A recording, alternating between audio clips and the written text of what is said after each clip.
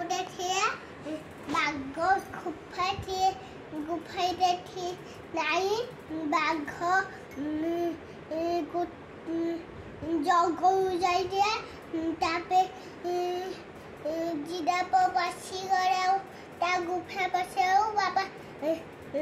ବାଘ ଜଙ୍ଗଲ ଆସିଲାଣି ତାପରେ ଗୁଫା ମିରରେ ଦେଖିକି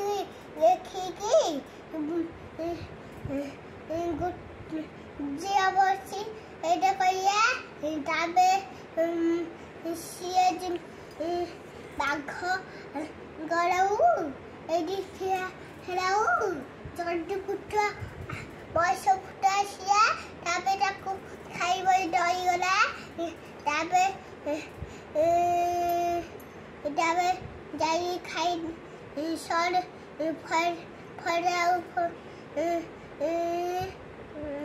ତାପରେ ଲୋକ ଆସି ମାଇ